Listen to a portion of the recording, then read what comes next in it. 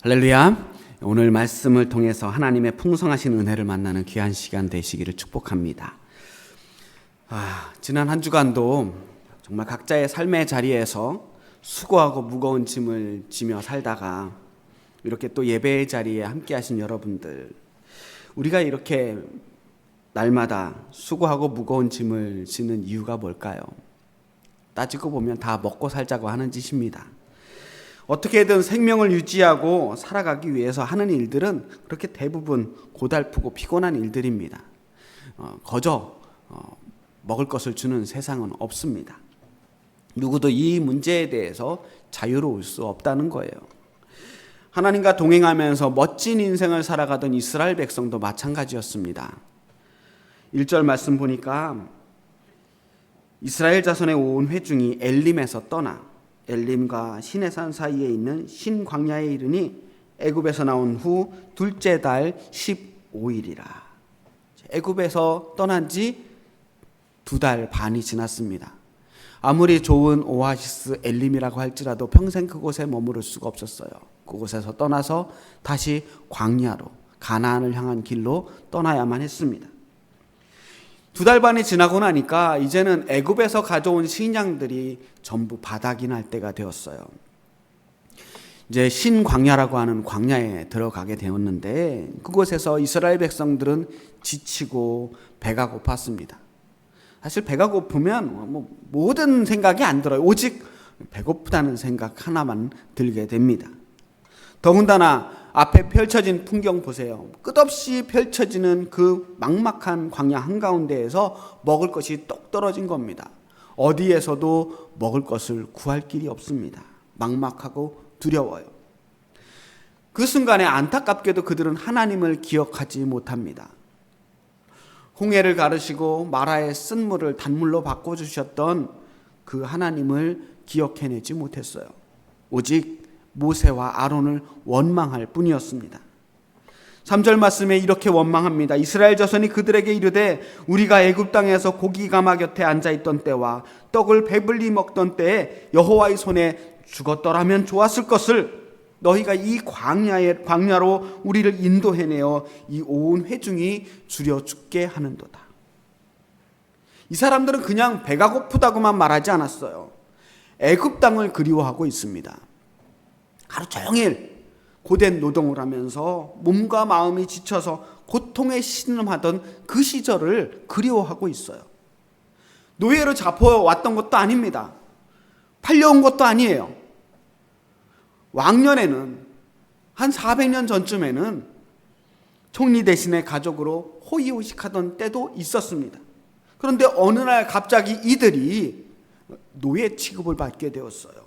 억울한 종살이를 하게 된 겁니다. 그 억울한 종살이 하면서 고통스러웠던 그 시절을 다시 그리워하고 있는 겁니다. 왜요? 애굽의 고깃가마를 그리워했다는 거예요. 애굽 땅에서 그 고깃가마 곁에서 앉아 있을 때와 떡을 배불리 먹던 때를 그리워했다고 말합니다. 근데 과연 그들이 애굽 땅에 있을 때에 한가롭게 고기가마 곁에서 고기로 배를 채울 수 있었을까요? 떡을 배불리 먹을 수 있었을까요? 아닐 겁니다. 아무리 애굽이 이집트라고 하는 나라가 그 일대에서 가장 풍요로운 나라라고 할지라도 노예들에게까지 그렇게 너그러운 나라는 없습니다. 그냥 겨우 죽지 않을 만큼 일할 수 있는 만큼만 먹여줬어요. 고기를 먹어요? 아마 고기를 과연 그들이 먹었다면 그 고기가마 곁에 떨어진 그 부스러기 정도를 주워 먹을 수 있었을 것입니다. 그게 노예들의 삶이에요. 출애굽기 2장 23절에 보면 이런 말씀이 나옵니다. 여러 해 후에 애굽 왕은 죽었고 이스라엘 자손은 고된 노동으로 말미암아 탄식하며 부르짖으니 그 고된 노동으로 말미암아 부르짖는 소리가 하나님께 상달된지라. 이 고된 노동 때문에 너무나 괴로워서 하나님께 탄식했다는 거예요. 부르짖었다는 거예요. 그런 환경 속에서 이들이 배부르게 먹었을 리가 없잖아요. 정말 너무나도 힘들고 괴로운 시절이었습니다. 그렇다면 그런 어려운 과거, 그 어려운 시절, 그 모든 고통을 잊어버리고 그럼에도 애굽의 고깃가마를 그리워했던 이유가 뭘까요? 일단은 생각해보면 약간의 추억 보정이 좀 있었을 것 같아요. 지금은 당장 너무 배가 고프고 앞이 막막한데 그래도 애굽 시절을 생각해보니까 풍족하진 않아도 굶어 죽지는 않았었는데 생각해보니까 그때가 지금보다 더 나은 것 같은 거예요. 아무리 힘들었던 시절이라고 하더라도 또 지내놓고 보면 그때의 고통과 아픔은 다 잊어버리고 좋은 기억만 남잖아요. 먹었었던 기억만 남은 거죠. 무엇보다 지금 당장의 배고픔이 무엇보다 괴로웠던 거예요.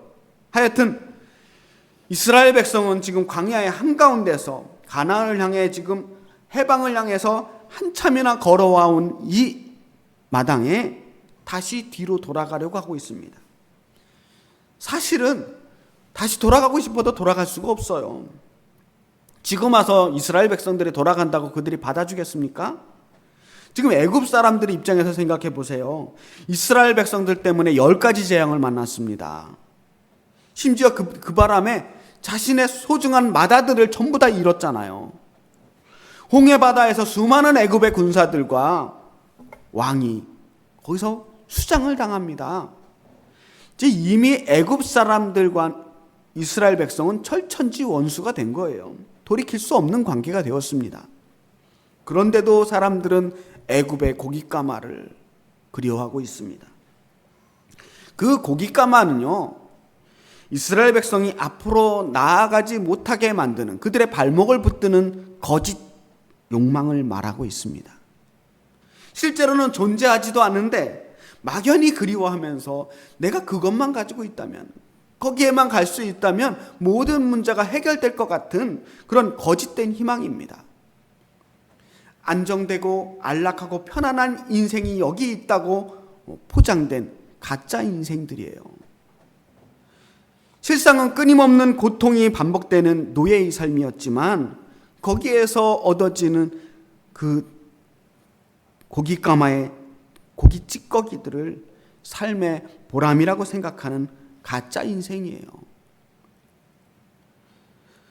하나님께서는 그 가짜 인생으로부터 이스라엘 백성들을 구원해 내신 겁니다. 그런데 이스라엘 백성들이 또다시 그 가짜 인생으로 돌아가려고 하고 있는 겁니다. 정말 여기까지 이 백성들을 이끌어온 모세는 얼마나 속이 상했을까요? 얼마나 당황스럽고 허탈했겠어요. 실망되지 않았겠습니까? 내가 이런 사람들 데리고 여기까지 왔나 싶을 거예요. 그런데 잘 보면 항상 대중들이 언제나 현명한 결정을 내리는 것은 아닙니다. 다수결의 원칙이 항상 바르고 정의로운 결정들을 내리는 건 아니거든요. 우리가 민주주의라고 하는 것이 다수결을 원칙으로 하지만 그래서 항상 투표로 통해서 대표자들을 뽑지만 언제나 모든 사람들이 다 만족할 만한 지도자를 뽑는 건 아니잖아요. 어찌됐든 이 당황스러운 순간에 모세도 아론도 실망이 컸겠지만 그들 앞에서 아무런 반응을 하지 않아요. 아니, 그럴 틈이 없었어요. 그 이야기가 끝나자마자 마치 기다렸다는 듯이 하나님께서 먼저 반응하십니다. 네, 이럴 줄 알았다는 듯이 미리 준비하신 것처럼 백성들의 요구를 먼저 들어주고 계시는 하나님을 만나게 돼요. 4절 말씀 함께 보겠습니다. 너희를 위하여 하늘에서 양식을 비같이 내리리니 백성이 나가서 일용할 것을 날마다 거둘 것이라. 먹을 것을 하늘에서 내려주신다는 거예요. 그것도 비처럼 내려주신답니다. 그것도 한 번의 이벤트가 아니라 매일같이 매일 먹을 양식을 하늘에서 내려주겠다라고 말씀하셨어요. 이게 말이 안 되는 약속이거든요. 이 허허벌판에서 어디서 양식을 구하겠습니까? 더군다나 이 하늘에서 무슨 양식이 떨어집니까? 하나님이 도대체 무엇을 하려고 이 말씀을 하시는지 이해할 수가 없었어요. 그래 8절 말씀에서 좀 더 자세하게 설명해 주십니다. 여호와께서 저녁에는 너희에게 고기를 주어 먹이시고 아침에는 떡으로 배불리시리니. 자, 그리고 13절에서 15절 말씀, 제일 오늘 읽은 본문의 제일 마지막 부분을 보면 이 약속이 어떻게 실현되는지에 대해서 말씀하고 있습니다. 저녁에는 어디선가 메추리 떼가 날라와서 백성들이 진치고 있는 곳에 떨어진다는 거예요. 날 잡아 접수하고 그냥 후두둑 내려왔다는 거예요. 그리고 아침에는 이슬이 내렸는데 그 이슬이 마르고 나면 동글동글하고 무슨 가시라고 하는 허브 종류의 어떤 풀에 나는 씨앗같이 생긴 아주 조그만한 알갱이들이 맺혀 있는데 언뜻 보면 서리같이 허여스름한 그러한 그 무언가가 이렇게 쌓이는 거예요. 그걸 한번 먹어보니까 맛은 꿀을 섞은 과자 같은 달콤한 맛이 나오는데 제법 먹을만 하더라는 거죠. 근데 아무도 그것의 정체를 알지 못해요. 이게 무슨 음식인지 알 수 없어서 이것이 무엇이냐라고 물어봅니다. 이것이 무엇이냐? 이것이 무엇이냐를 히브리어로 하면 만후라고 하는 말이에요. 이 만후라는 말에서 유래된 명사가 만나예요. 이것이 무엇인지 모르지만 하나님이 주신 음식이라는 거예요. 자, 성경학자들은 어떻게 해서 메추라기가 이들의 진영에 떨어졌는지, 또 과연 만나는 어떤 음식인지 그것에 대해서, 그 정체에 대해서 여러 가지 연구들을 해왔습니다. 궁금해 하시는 분들은 인터넷에 찾아보면 뭐 몇 가지의 이야기들이 나오는데요. 저는 오늘 그런 이야기들은 하지 않겠습니다. 사실 오늘 이야기에서 정말 중요한 것은 그들이 어떤 음식을 먹었는지, 그 음식이 어떻게 해서 하늘에서 떨어졌는지가 아니에요. 오늘 이야기의 핵심은, 첫 번째 핵심은 그 음식이 그냥 음식이 아니고 하나님께서 이스라엘 백성들의 원망을 들으시고 그것에 대한 응답으로 주신 음식이라는 거예요. 12절 말씀 우리 함께 읽어볼까요? 여호와께서 너희의 원망함을 들으셨느니라. 여호와께서 너희의 원망함을 들으셨느니라. 제가 오늘 말씀의 제목을 들으시는 하나님이라고 했어요. 하나님께서는 이스라엘 백성들의 원망함을 들으셨다는 거예요. 이스라엘 백성들은 모세와 아론에게 원망했어요. 인생의 막다른 골목에서 정말 원망하면서 주저앉고 있습니다. 다시 돌아가고 싶은 심정이에요. 그들의 그 안타까운 마음, 그 비참한 심정들을 들으셨다는 거예요. 그런데 하나님은 그런 이스라엘 백성들의 원망을 들으시고도 그들을 책망하지 않으셨습니다. 믿음이 없다고 탓하지 않으셨습니다. 힘들 때 괴로워하는 건 죄가 아니에요. 슬플 때 우는 것도 죄가 아닙니다. 아픈 사람이 신음소리를 내고 절망에 빠져 있는 사람이 소리를 지르는 것 역시 죄가 될 수 없습니다. 그것은 우리 존재 깊은 곳에서 나도 모르게 새어나오는 일종의 구조 신호라고 저는 생각합니다. 누구든지 이 소리를 듣는 사람이라면 누구든지 나 좀 살려주세요. 내가 너무 아프고 내가 너무 힘들어요. 그냥 나도 모르게 새어나오는 구조 신호란 말이에요. 그 간절한 구원의 요청. 애굽에서 종살이하던 이스라엘 백성들이 신음하던 소리를 하나님께서 들으셨다고 그랬어요. 그 구조 신호를 들으신 거예요. 지금 백성들이 배고픔에 원망하는 그 소리도 하나님께서는 구조의 신호로 들으셨던 겁니다. 그 간절한 소리를 듣고 하나님은 외면하지 않으셨다는 겁니다. 하나님은 우리들의 그 소리에 귀를 기울이고 계시는 분이기 때문입니다. 아가들은 보면 참 예뻐요. 너무 사랑스럽고 예쁜데 문제는 늘 그렇게 예쁘게만 있는 게 아니죠. 대부분의 시간을 칭얼거립니다. 밤낮 없이 칭얼거리는데 우리 아이들도 마찬가지였어요. 1시간이 멀다 하고 자다 깨서 칭얼거립니다. 그때마다 아내는 잠을 깨서 아이들에게 젖을 물리고 달래주었습니다. 솔직하게 말하면 저도 그때 그 소리를 들었습니다. 매번 들은 건 아니지만 가끔 듣고 깨기도 했어요. 그래서 잠을 설치기도 했고 그러긴 했지만 사실 제가 정작 일어나서 아이들을 달래준 적은 거의 없었던 것 같아요. 일어나도 내가 뭘 해줘야 될지도 잘 모르겠고 어떻게 해야 될지, 내가 그렇게 한다고 해서 이 아이가 달래질지 모르겠는 거예요. 그냥 제가 왜 저럴까? 라고만 생각했던 것 같아요. 그래놓고도 또 말로는 애 때문에 잠 못 잤다고, 피곤하다고 또 그런 이야기들을 하곤 했습니다. 좀 미안한 일이에요.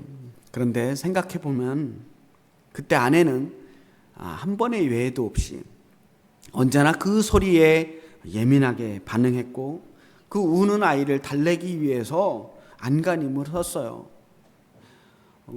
제 아내뿐만 아니라 이 세상의 모든 엄마들이 다 그렇게 아이들을 키워왔습니다. 왜 그랬을까요? 연구 결과에 의하면 여성들의 귀는 이 아이들의 울음소리에, 아이들이 울음소리가 가진 그 주파수에 더 예민하게 반응하게 되어 있대요. 남성들과 달리. 그런데 단지 그 고막의 구조 때문이었을까? 꼭 그런 것만은 아닌 것 같아요. 어머니는 언제나 그 아이의 소리에 귀를 기울이기 때문입니다. 온통 그 마음의 주파수가 아이의 소리에 맞춰져 있기 때문에 그렇게 작은 뒤척임에도, 어떠한 피곤함에도 아이를 달랠 수 있었던 겁니다. 하나님께서 우리의 우는 소리에, 우리의 그 원망과 신음소리에 듣고 반응하시는 것은 계속해서 우리의 소리에 귀를 기울이고 계시기 때문입니다. 지금 이 순간에도 이 땅에는 수많은 사람들이 신음하고 있어요. 온 세상이 아파하고 있습니다. 집집마다, 가정마다, 나라 곳곳에서, 이 땅 구석구석에서 원망하는 소리가 가득합니다. 그리고 지금 이 순간 하나님께서는 그들의 그 소리를, 그 모든 소리를 듣고 계시는 줄 믿습니다. 하나님께서는 이스라엘 백성들의 그 소리에 일용할 양식으로 응답해 주셨습니다. 만나와 메추라기라고 하는 이 음식은 어쩌면 그렇게 감동적인 음식이 아닐지도 모릅니다. 그렇게 깜짝 놀랄 만큼, 야, 하나님이 이런 진수성찬을 베풀어 주시다니라고 그렇게 감동할 만한 대단한 음식은 아니었다는 거예요. 그 음식을 보고 사람들이 내가 드디어 호의호식하게 되었구나라고 생각하지 않았어요.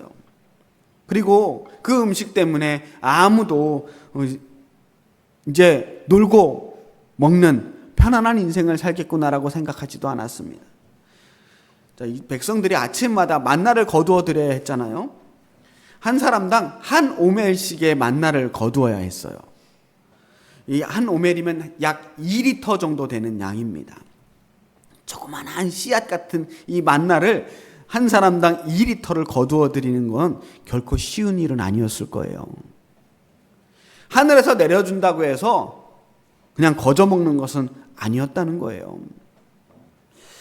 만나라고 하는 이 축복은 여러 가지 의미들을 찾아볼 수 있겠지만 그 중에서 정말 중요하다고 생각하는 세 가지를 제가 추려보았습니다.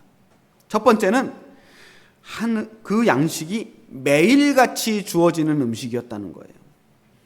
이 막막한 광야에서 일용할 양식이 매일 주어진다는 건 더 이상 우리가 내일을 두려워하지 않아도 된다는 겁니다.